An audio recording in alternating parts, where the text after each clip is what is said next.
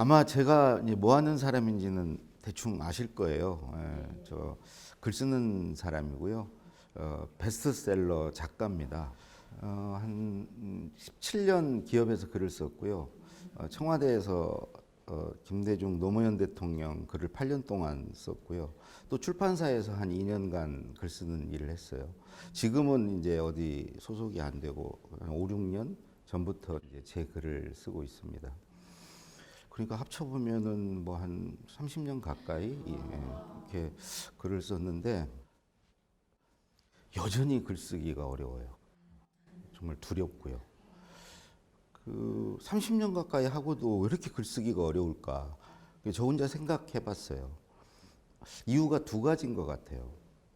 하나는 글쓰기는 어려운 것이라는 생각이 들어요. 어떤 면에서 어렵냐? 무슨 글 쓰는 데는 여러 역량을 필요로 해요. 자기 생각도 있어야 되고요. 그거를 그 어휘로 표현할 수 있어야 되고 문장도 만들 수 있어야 되고 그걸 또 논리적으로 구사해야 되고 또 독자가 원하는 걸 찾아서 거기에 맞춰 써야 되고 이런 것을 동시다발적으로 해야 돼요.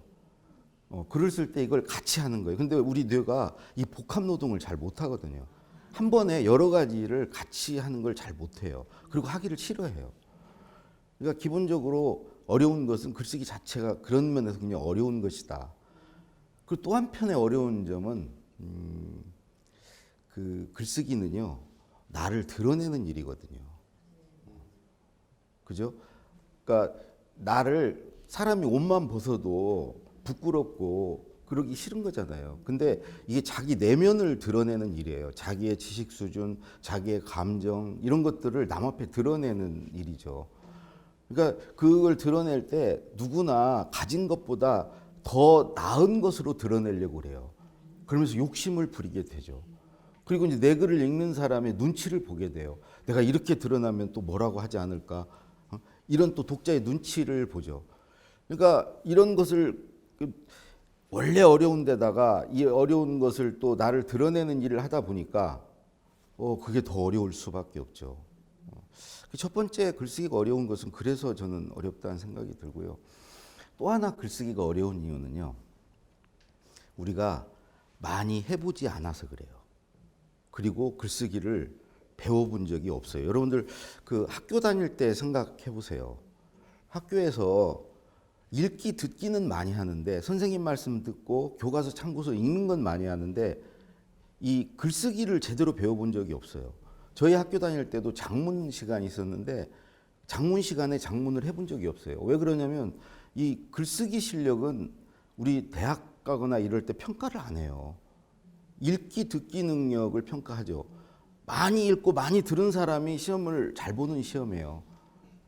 그러니까 외국 같은 데는 그 각자 글을 쓰거나 말을 한 것을 선생님이 듣고 읽고 그 사람을 평가하는데 우리는 선생님이 혼자 말씀하시고 선생님이 칠판에 쓰시고 그걸 여러 학생들이 읽고 듣고 누가 더 잘 읽었는지 누가 잘 들었는지를 가지고 사람을 평가를 해요.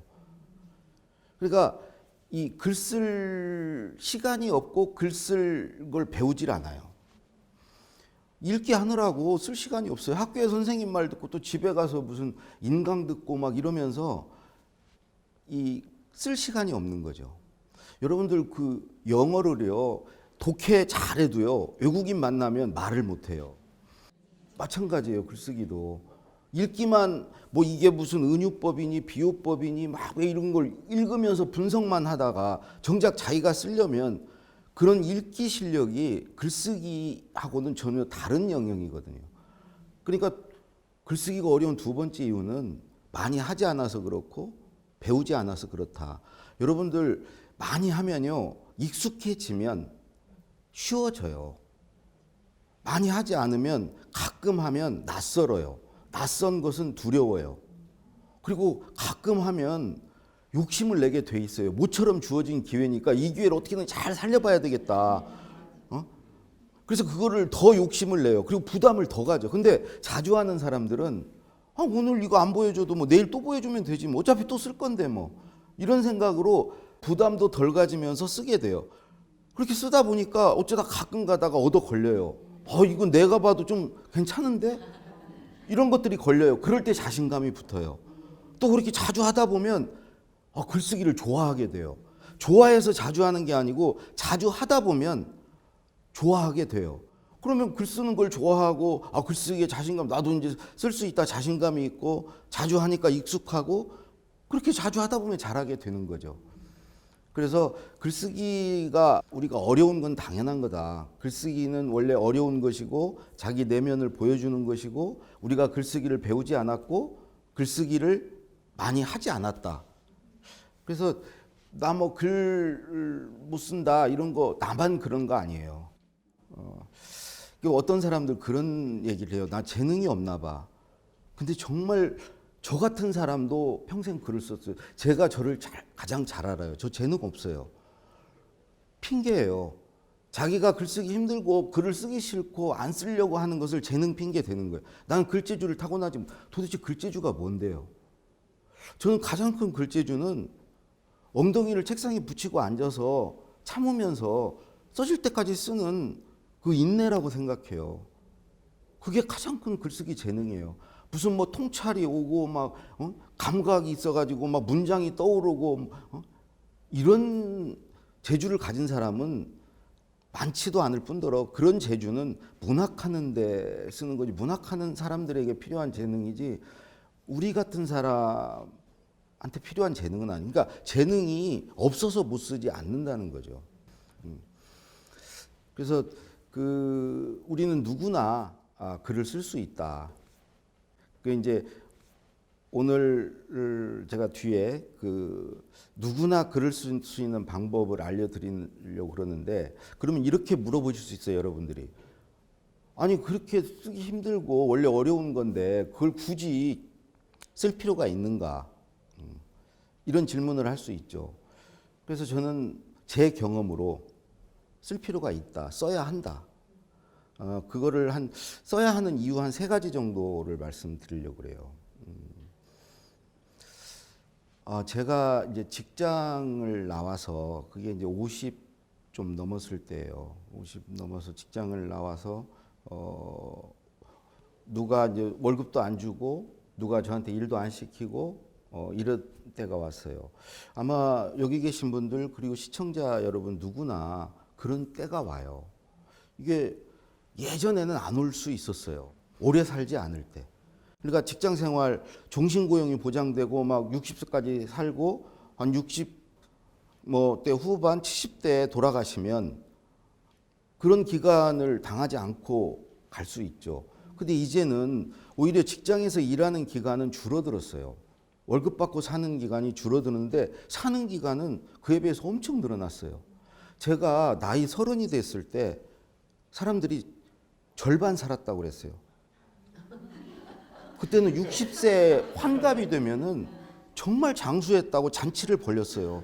지금으로부터 거의 30년 전이에요. 근데 제가 40이 또 됐는데 10년이 흘러서 40이 됐는데 또 절반 살았다는 거예요. 인생 80이라는 거야. 실제로 제가 40이 됐을 때는 80 사는 게 그다지 어려운 일이 아니었어요. 좀 건강하면 80 살게 됐어요. 지금으로부터 한 10 몇 년 전이에요. 50이 된 게 지금 한 6, 7년 전이거든요. 근데 또 절반 살았다는 거예요. 정말 100세 시대가 열린 거예요. 100세 시대가 이게 불가능한 게 아닌 거예요.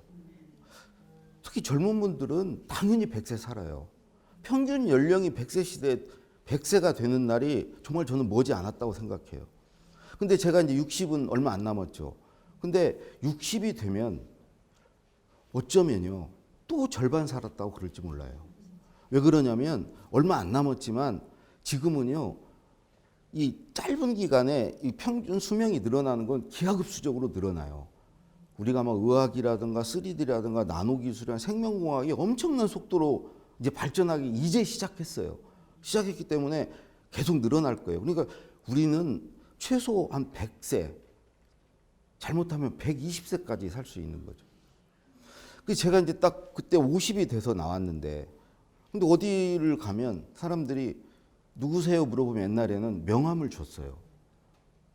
저 누굽니다. 이때 누굽니다는 명함을 준다는 것은 나 어디 다니는 사람입니다.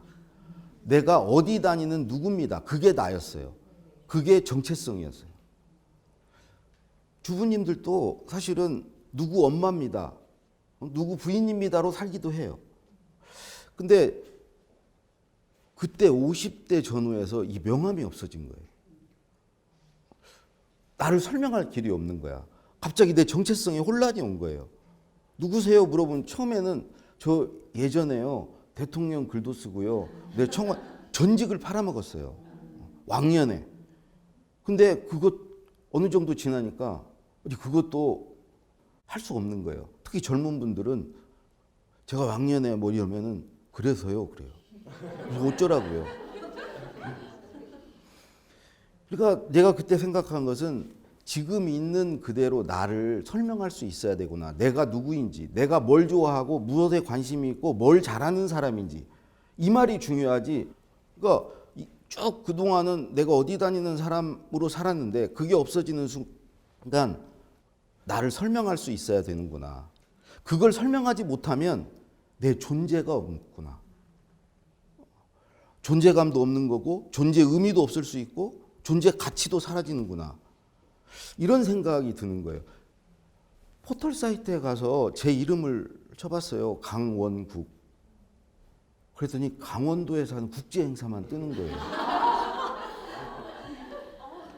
오프라인에도 이미 없는 사람인데 내가 뭐라고 명함이 없어진 사람인데 온라인에도 없는 거예요. 그래서 내가 이 척박한 이 황무지에 이 온라인의 황무지에 내 영토를 개척을 하자. 개간을 하자. 농사를 짓자. 여기다가 씨를 뿌리고 나를 심어 나가자. 나 스스로 내가 누구인지 알고 나를 다른 사람에게 그걸 통해서 보여주자. 내 몸으로 보여주거나 아니면 내 생각, 내 의견, 내 감정, 그러니까 내면의 나, 내 정신이죠. 내 의식이죠. 내 영혼이죠. 이걸로 보여준 둘 중에 하나예요. 근데 저는 몸으로 보여주는 자신이 없는 거예요. 그렇다면 내 내면의 나를 보여주는 길이 뭔가? 보여줄 수 있는 방법은 말과 글밖에 없어요. 특히 글이에요. 말도 좋죠. 내가 어떤 말을 많이 하고 그러면 사람들이 저 친구가 뭘 좀 아는 친구야. 뭘 좋아해. 뭐에 관심 있는 친구야. 알 수 있죠. 근데 말의 결점은 내가 나를 들여다볼 수가 없어요. 글은 내가 쓴 글을 보면 내가 이런 생각을 하고 내가 이런 감정을 느끼는 사람이고 내가 이런 의견이 있고 내가 이런 주장을 한 사람이구나. 내가 이런 사람이구나. 나를 볼 수 있는데 말은 그게 안 돼요. 그래서 글을 써야 되겠구나. 그래서 제 글을 이제 쓰기 시작했어요. 여러분들 저 처음 글을 쓴 게 한 6년 전 블로그인데요. 지금도 거기 찾아가 보실 수 있어요. 딱 중학생이 쓴 것 같아요. 제가 지금 봐도 중학생이 쓴 것 같아요. 왜 그러냐면 그때 글을 처음 써봤거든요. 그 이전까지 그럼 뭘 했냐? 읽기 듣기를 한 거예요. 남의 글을 쓴 거죠. 남의 말을 듣고 쓴 거고요. 남의 생각을 읽고 쓴 거예요. 읽기 듣기를 잘한 거예요. 그리고 그렇게 썼던 글들은 이제 남의 걸 읽고 듣고 쓴 글들은 다 놓고 나왔어요. 나는 빈손이에요. 지금부터 이제 나를 만들어 가는 거예요. 나를 쓰는 글은 그때 처음 써봤어요. 태어나서 처음 써봤어요. 당연히 못 쓸 수밖에 없죠. 근데 거기서 이제 써가기 시작했어요. 그게 100개, 200개, 300개 이렇게 써간 거예요. 그리고 또 옮겨와서 제 홈페이지에 또 1000개 가까운 글을 쓰고 지금은 또 다른 데다 쓰는데요. 이 글을 쓰는 과정에서 글 써야 될 두 번째 이유를 알게 된 거예요. 첫 번째 이유가 내 존재를 알기 위해서, 내 존재를 드러내기 위해서였다면 두 번째는 그 과정을 통해서 내가 행복해진다는 걸 알았어요. 그걸 경험한 사람이 너무 없기 때문에 내 말을 잘 믿지 않을 거예요. 본인이 해보시지 않고는 알 수가 없어요. 되게 어느 정도의 축적이 일어나야 내가 쓴 글의 양이 어느 정도 돼야 그 세계를 알거든요. 근데 많은 분들이 거기까지 가보질 않아요. 그 이전에 다 포기해요. 포기하는 첫 번째 이유는요. 반응이 안 오니까. 계속 글을 쓰는데 누가 와서 보지를 않아. 저도 처음에 누가 공감도 안 눌러주고 댓글도 안 달아주고 나 혼자 쓰고 앉아 있는 거예요. 그때 이런 생각이, 내가 이걸 왜 하고 있어? 내가 쓸데없는 짓을 왜 하고 있는 거예요? 처음에 정말 그런 생각이 드는 거예요. 반응이 안 와요. 근데 그 고비를 안 넘겨요. 그럼 이제 때려치우는 거예요. 근데 저는 그걸 계속해서 그걸 할 수 있는 이유가 두 가지가 있었어요. 하나는 그때 강의를 시작했거든요. 이 말을 해야 되거든. 그러니까 말을 하려다 보니까 메모가 필요한 거예요. 뭔가를 써놓은 게 있어야 그걸 가지고 말을 할 수 있는 거예요. 그래, 남이 안 봐도 좋다. 나는 그 용도로 이걸 쓴다. 또 하나는 멀리 생각했던 게 나중에 이거 모아서 한번 책을 써보자. 짤막짤막한 글들을 계속 써서 나중에 책을 써보자. 이런 생각이 있었기 때문에 그걸 참고 견딘 거예요. 반응이 없어도. 그렇게 쓰다 보니까 어느 정도 이제 일정 분량이 됐어요. 여러분들 이 분량이 됐을 때 이런 현상들이 일어나요. 첫 번째는요. 더 글을 쓰고 싶은 욕심이 생겨요. 더 의욕이 생겨요. 이게 왜 그런 줄 아세요? 사람이 뭐가 축적이 되면요. 축적이 된 걸 더 쌓으려는 그 욕구가 생겨요. 예를 들어서 하루 벌어서 하루 먹는 사람들은 돈 욕심이 안 생겨요. 근데 돈이 쌓이잖아요. 통장에 돈이 쌓인 걸 보잖아요. 그러면 더 쌓고 싶어요. 더 쌓고 싶고 이걸 더 쌓아서 이걸 어떻게 관리를 해가지고 이거를 어떻게 하면 더 쌓을까? 이걸 궁리를 하기 시작해요. 여러분 이 겨울에 눈이 오면 쌀에게 눈이 와서 녹아버리면 아무 생각이 없어요. 근데 눈이 쌓이는 순간 이 쌓인 눈을 가지고 눈사람을 만들까 눈싸움을 할까 막 가슴이 뛰어요. 이게 쌓이면은 더 쌓고 싶고 어떻게 하면 더 쌓을까 궁리를 하게 되고 쌓아있는 것을 어떻게 활용해 볼까 이런 데 빠져요. 그때 가슴이 뛴다는 거죠. 첫 번째. 두 번째 저한테 온 현상은 글을 쓰지 않을 때도 글감이 자꾸 떠오른다는 거예요.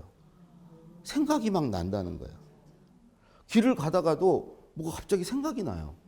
잠들기 전에 잠이 올까 말까 하는데 뭔 생각이 자꾸 떠올라. 누구하고 얘기를 나누다가 누가 무슨 얘기를 하면 갑자기 뭔 생각이 떠올라가지고 말을 막 내 얘기를 막 하고 싶어.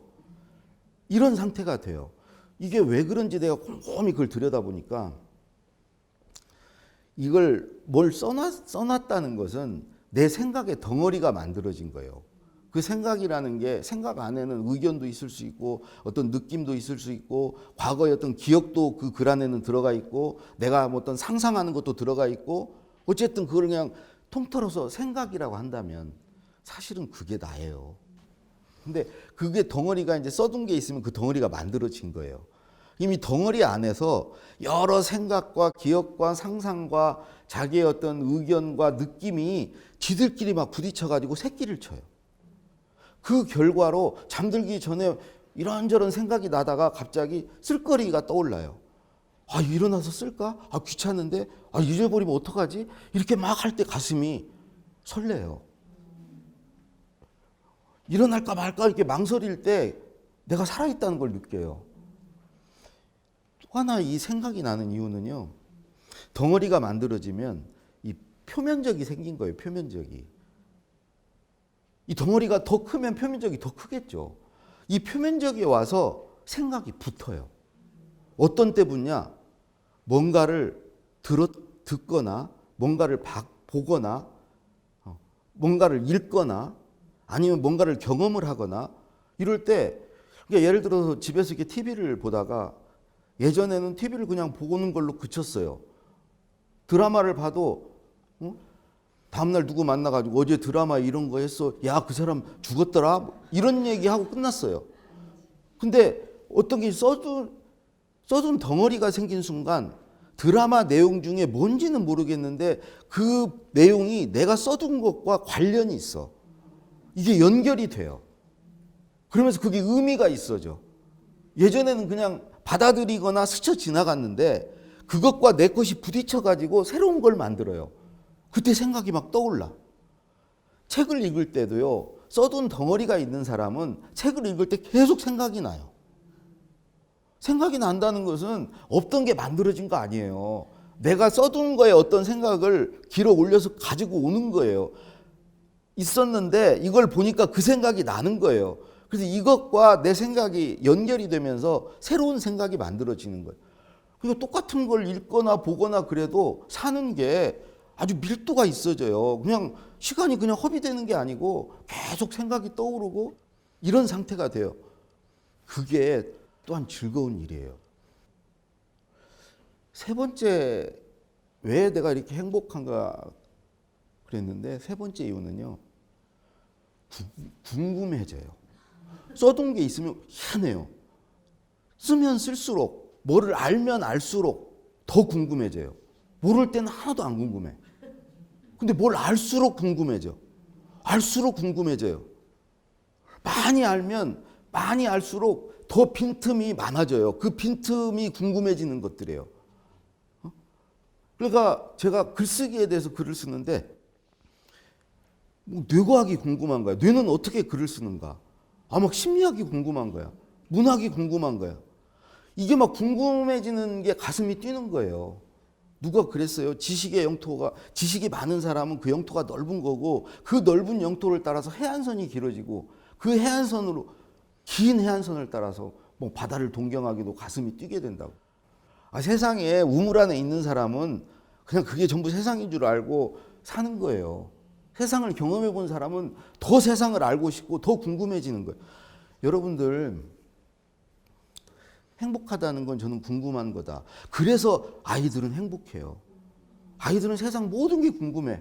그리고 엄마한테 막 물어봐. 그래도 엄마한테 한 대 맞고 나면 그때부터 이제 엄마가 모르는 걸 자꾸 사람 많은 데서 물어보면 안 돼요.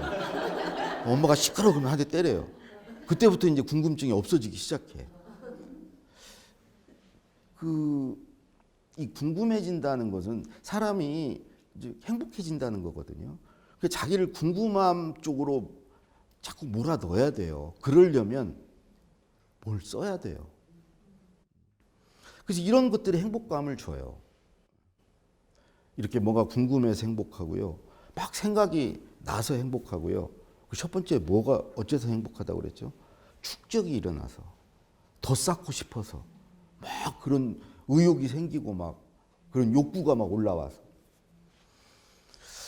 글을 쓰면 얻는 세 번째는요, 성장하기 때문이에요. 사실은 막 생각이 나고 그래서 쓰게 되고 궁금해서 막 알아보고 아는 것을 쓰게 되고 그러면 내가 쓴 분량이 막 늘어나고 양적으로 성장하는 거예요. 쓴 글을, 과거의 글을 한번 보세요. 과거의 글을 보면 다 허접해요. 심지어 한 달 전에 쓴 것도 허접해요. 제가 아까 얘기했듯이 몇 년 전에 쓴 글은 중학생이 쓴 것 같아요. 근데 그게 허접해 보이는 것은 그 사이에 내가 그만큼 성장한 거예요. 그만큼 발전한 거예요.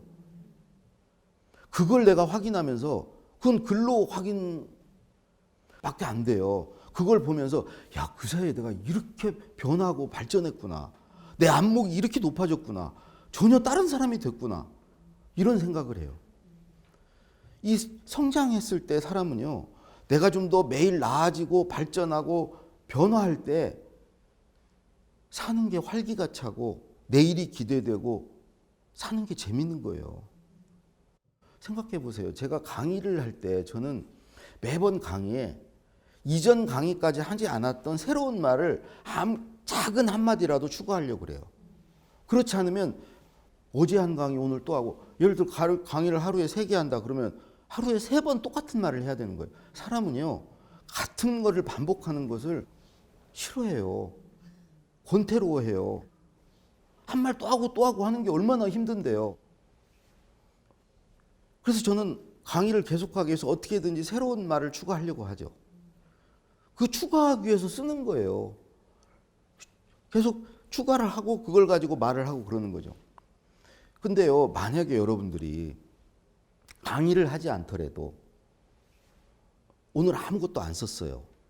오늘 아무것도 안 썼어. 그러면 어제의 나와 오늘의 내가 같은 거예요.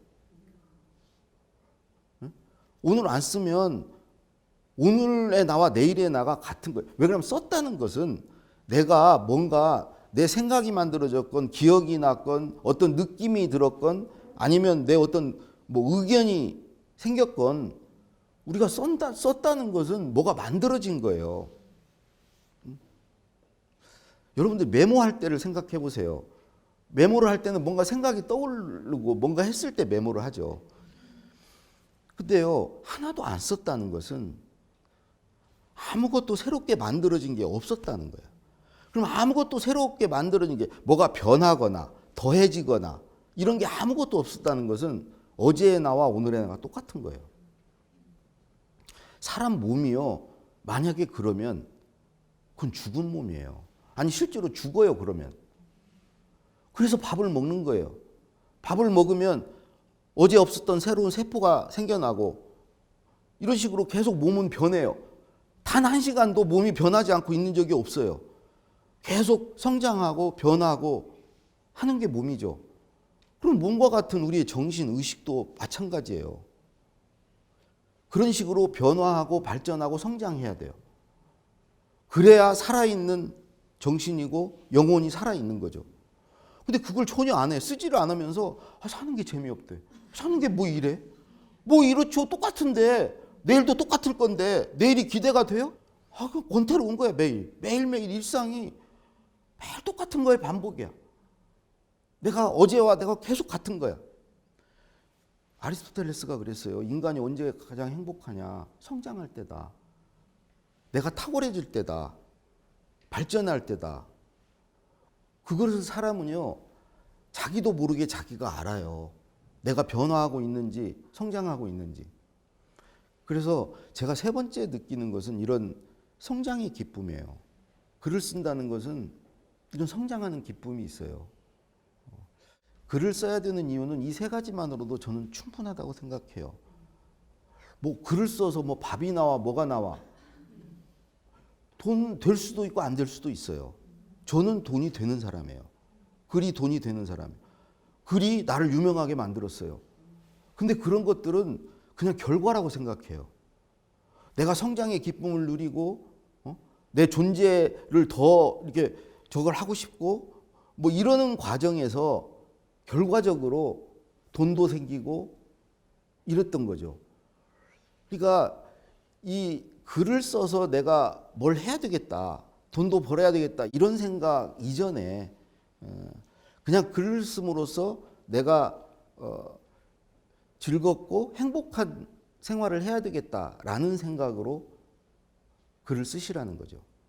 이게 글쓰기가 어렵고 힘든 일이지만 그럼에도 불구하고 우리가 글을 써야 되는 이유예요.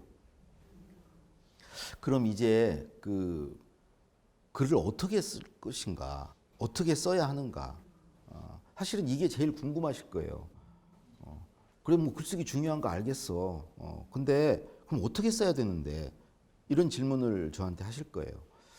제가 쭉 이제 글을 쓰면서 저같이 재능이 없는 사람이 써야 됐기 때문에 어떻게 하든지 써야 됐기 때문에 그걸 쓰면서 내가 알게 된 것들이에요. 이렇게 쓰면 되는데 왜 이렇게 안 쓸까? 이런 방법이 있는데 이런 생각들을 갖게 됐거든요. 오늘 그 내용들을 한번 말씀을 드려볼게요. 첫 번째요.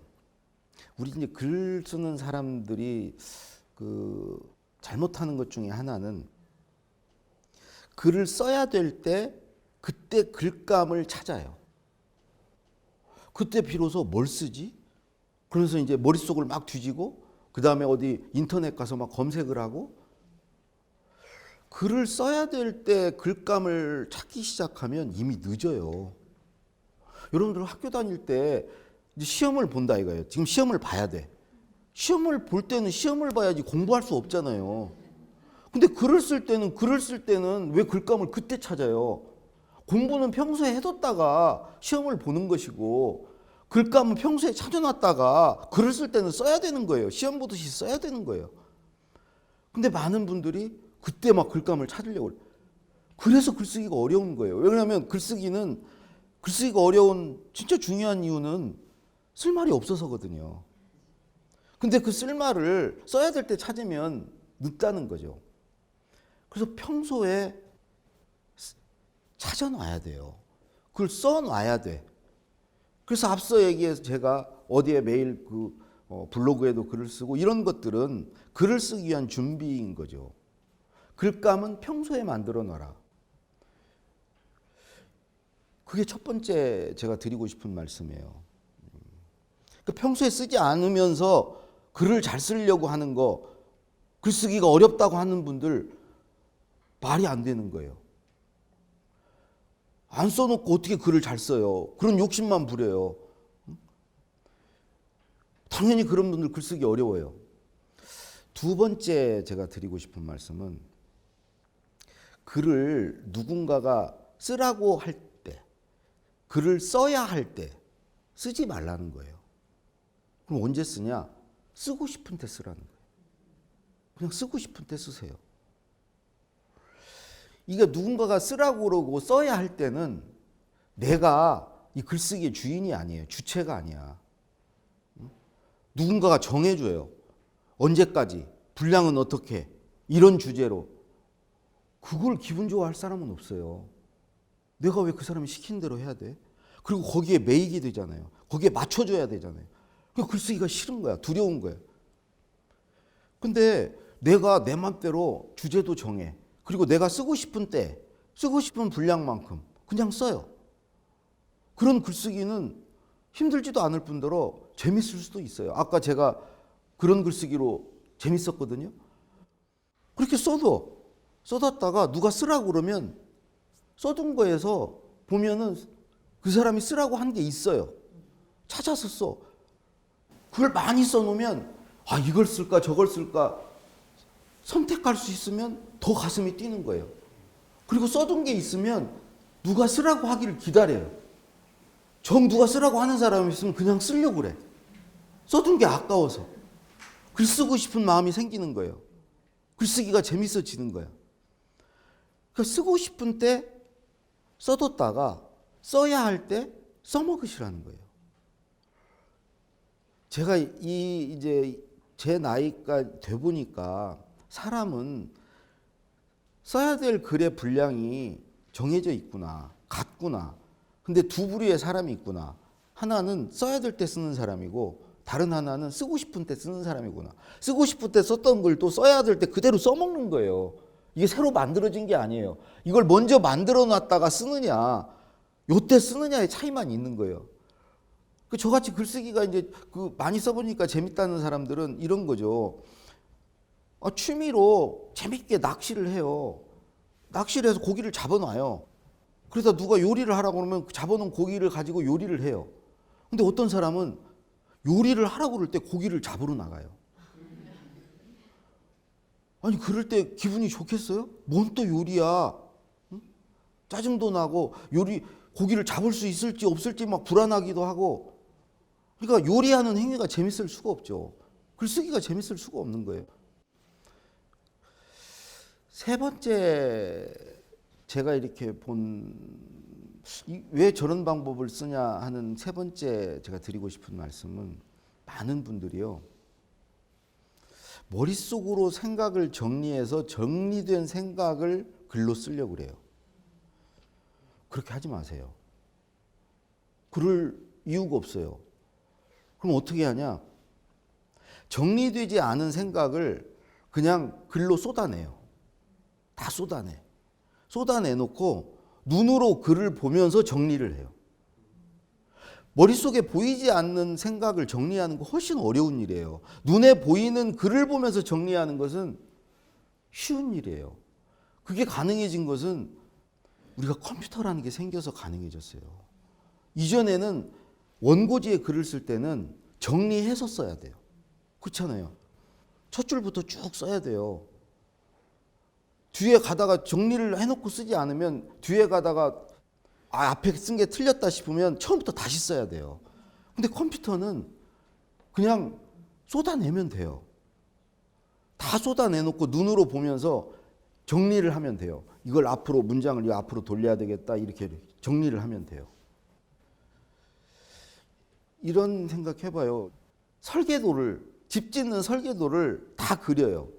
그려놓고 그 설계도에 맞춰서 집을 짓는 일 보다는 내가 갖고 있는 집을 지을 수 있는 재료들을 다 쏟아내놓고 그 재료를 보면서 집을 짓는 게 훨씬 편하다는 거죠.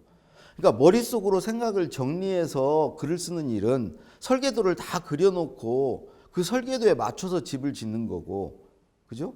다 쏟아내놓고 그걸 가지고 정리를 하는 일은 내가 갖고 있는 집을 지을 수 있는 재료들을 다 내놓고 재료들을 보면서 집을 짓기 시작하는 거죠. 당연히 후자가 쉽죠. 그래서 자기 머릿속에서 정리해서 쓴다는 것은 되게 그런 사람들의 특징은 첫 줄부터 써요. 그리고 개요를 짜고 써요. 저는 그렇게 안 써요. 그냥 생각나는 대로 다 쏟아내요. 그러니까 쏟아내다 보면 여러분들 그 낱말 퍼즐 맞출 때 왼쪽 6칸부터 꼭 맞추라는 법 없잖아요. 그냥 아는 단어부터 칸을 채우기 시작하면 모르는 단어의 칸도 채워지고 뒤로 갈수록 점점 쉬워져요.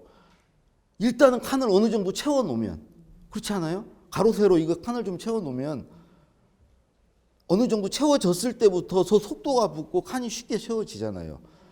그러니까 다 쏟아내놓고, 그러니까 쏟아낸다는 것은 내가 아는 거, 기억나는 거, 쓸 수 있는 것을 다 쏟아내놓고 그걸 가지고 정리를 하시라는 거예요.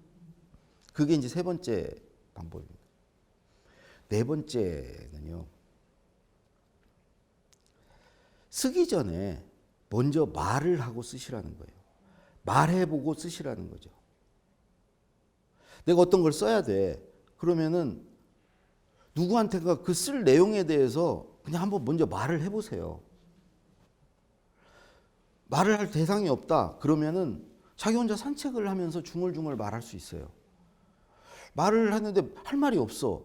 그러면 그거 쓸 준비 안 돼 있는 거예요. 근데 이 상태에서 사람들은 글을 쓰려고 앉아 있어요. 말해보면 알아요. 내가 준비가 되어 있는지 안 되는지. 그리고 말을 많이 하다 보면, 누군가를 만나서 말을 많이 하다 보면 생각을 막 길어 올려요. 또 생각이 나기도 하고 생각이 정리도 돼요. 우리 엄마들 그 애들을 막 잔소리를 해요. 막 말을 하다가 어느 순간이 되면 엄마 말 알아듣겠어?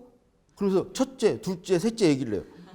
그 첫째, 둘째, 셋째는 처음부터 있던 게 아니에요. 그 정리해서 말한 게 아니에요. 말을 하다 보니까 정리가 된 거예요. 그게 말의 힘이에요. 그러니까 글을 바로 쓰려고 하지 말고 먼저 말을 해보시라는 거예요. 예를 들어서 직장에 다니시는 분들, 누가 이제 상사한테 보고를 했는데 상사가 잠깐 와보래요. 글을 갖다 줬는데 와보래. 그래서 이게 뭔 얘기예요? 그래요. 그러면 말을 해야 하잖아요. 이러이러한 내용입니다. 그래요. 그럼 그분이 바로 알아들어요. 바로 알아들으면 그렇게 쓰지 왜 이렇게 썼어요? 사실은요, 말이 하기도 쉽고 전달력도 훨씬 있어요. 그러니까 말을 먼저 해보고 글을 쓰는 게 읽는 사람에게도 일단 말을 해보고 정리된 걸 쓰면, 그러니까 말로 자기 생각을 한번 번역을 해보고 그 결과를 가지고 글을 쓰면 그 글은 읽기도 편해요. 소리를 듣는 것 같이 읽거든요. 술술 잘 읽혀요.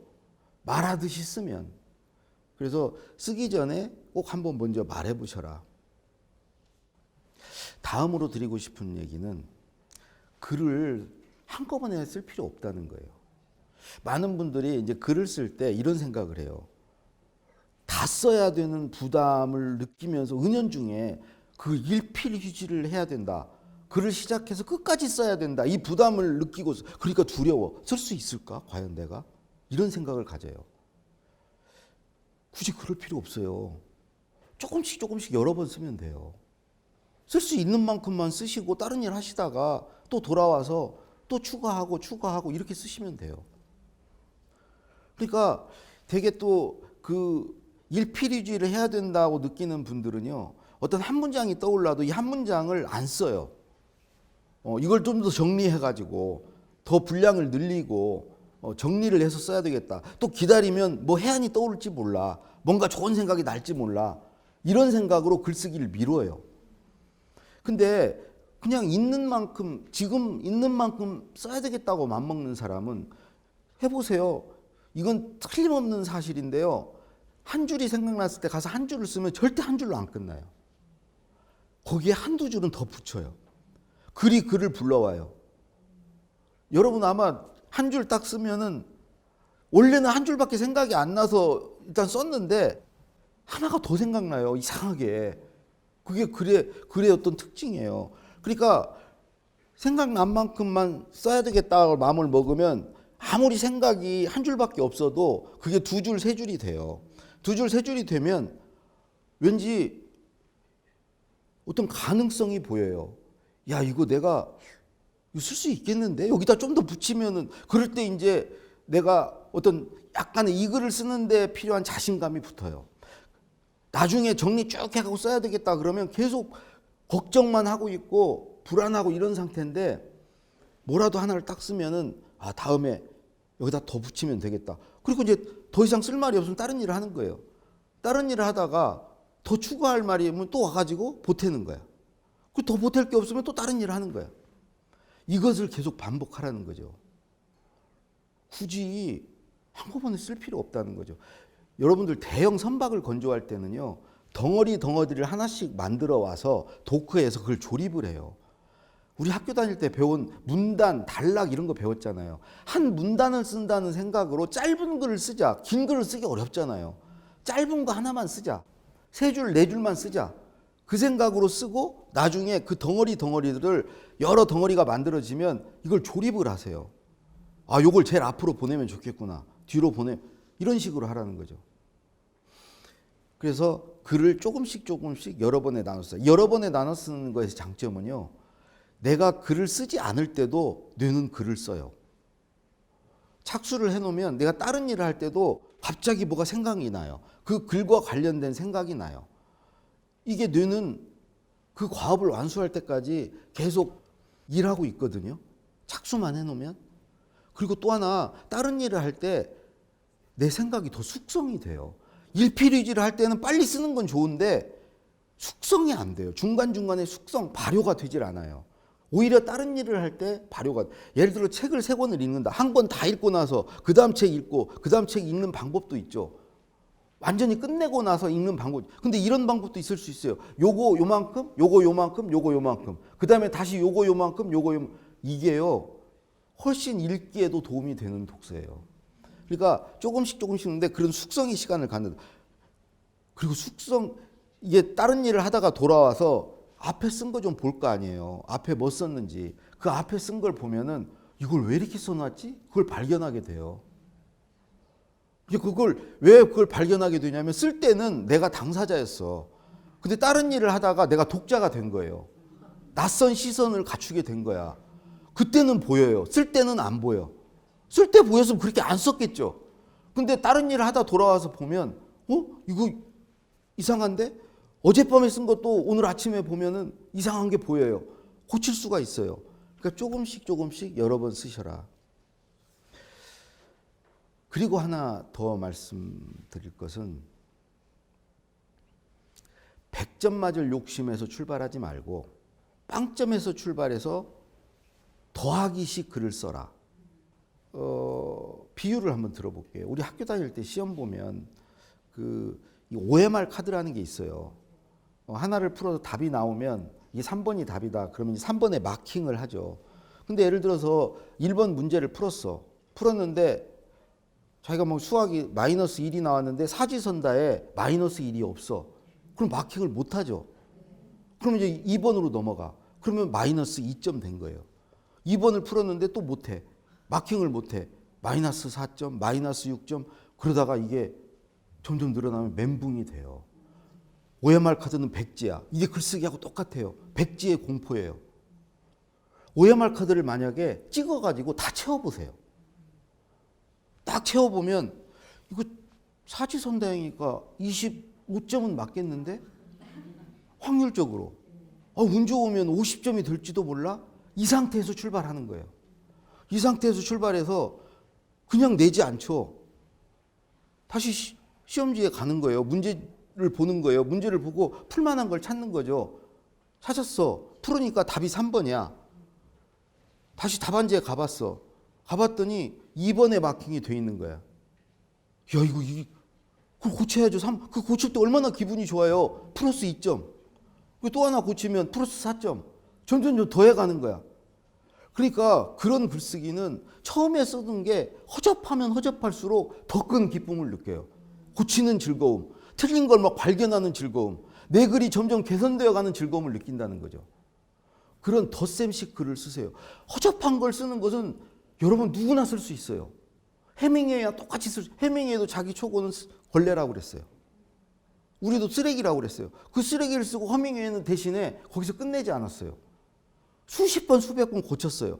그 글이 점점 좋아지는 기쁨을 맛봤어요. 그런 식으로 글을 쓰시면 됩니다. 네, 여러 가지 글 쓰는 방법을 말씀드렸는데요. 결론적으로 한 말씀 드리면 잘 쓰려면요, 잘 살아야 돼요. 삶이 그리예요. 평소에 호기심을 가지고 많이 경험도 하고 많이 읽고 치열하게 생각하면서 사시면 사실은 누구나 잘 쓸 수 있어요. 삶이 글이라는 말로 제 강의를 모두 마치겠습니다. 고맙습니다.